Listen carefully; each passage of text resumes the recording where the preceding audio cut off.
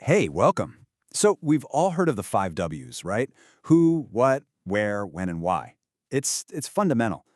But what if I told you there's a souped-up version, the 5W2H framework, that can turn that simple checklist into an absolute secret weapon for analysis? Let's get into it. You know, this idea has been floating around for more than a century. It was captured perfectly right here by Rudyard Kipling. I love how he put it. He didn't see them as a rigid formula, but as honest serving men. Basically, they're servants to our own curiosity, tools that teach us everything we need to know. And that's really the big question we're tackling here, isn't it? What if we could take this familiar old palm, this framework, and basically weaponize it? Turn it from a simple tool for just describing things into a systematic way to do some really deep inquiry, and maybe more importantly, to spot a weak argument from a mile away. So, to get there, we've got to start with the basics. We're going to kick things off with the 7 core questions that, let's be honest, most people think they've already got down. So here they are, the classic lineup. What are we trying to do? Why are we even doing it? Who's involved? When does it need to happen? Where is the context? How are we going to pull it off? And that crucial second H, how much? What's the cost or what's the scale? This is our starting point.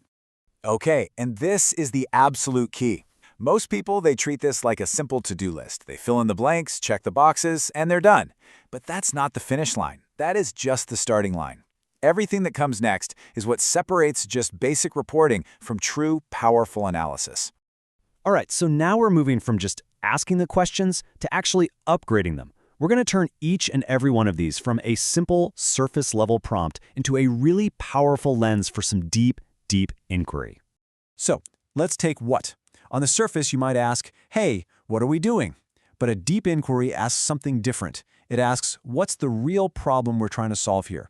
And this is crucial. It forces you to consider the alternatives, especially the one that's almost always ignored, the do-nothing option.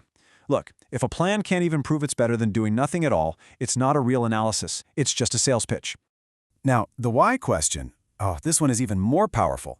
Instead of just accepting the first reason somebody gives you, you can use the famous 5 whys technique. You just keep asking why until you drill all the way down to the root cause. And to really test if a reason is legit, you use what's called the counterfactual test. In other words, if this why didn't exist, would the same thing have happened anyway? If the answer is yes, well then the reason you were given isn't the cause, it's just a coincidence. Now, what's really fascinating about this is recognizing that each of these questions comes with its own little built-in mental trap. The way you frame what can box you in with the framing effect.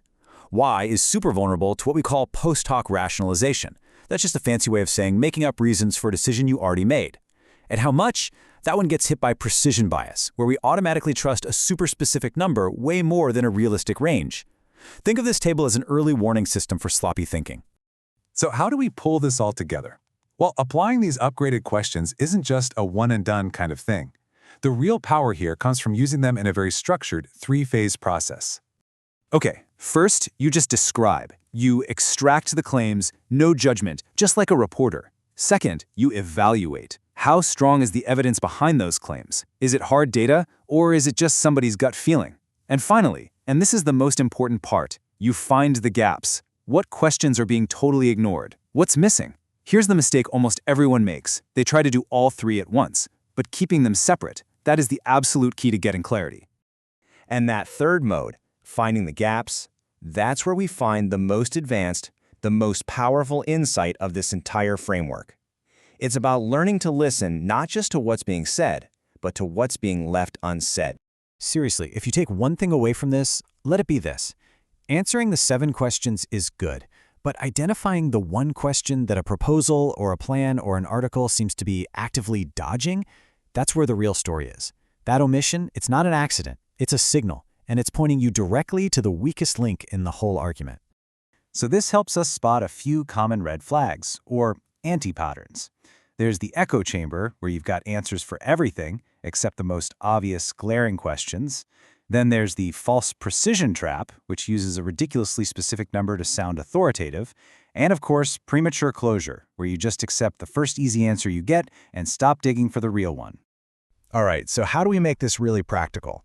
Let's wrap this up by turning this whole framework into a kind of analytical Swiss Army knife that you can actually use every single day. Here's the crucial part. You don't have to give all 7 questions equal weight all the time. You got to prioritize your focus. If you're reading a strategy document, you should spend most of your energy on the why. If you're looking at a sales pitch, go straight for the how much.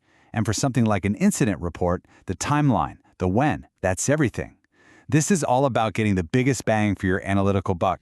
And that leaves us with one last thought. The next time you come across any piece of information, a plan, a proposal, a news report, anything, don't just ask what's there. Ask what's missing. What is the one question that feels like it's being deliberately, almost deafeningly avoided? Because I can almost guarantee you, the answer to that question is probably the most important thing you need to know. Thanks for tuning in.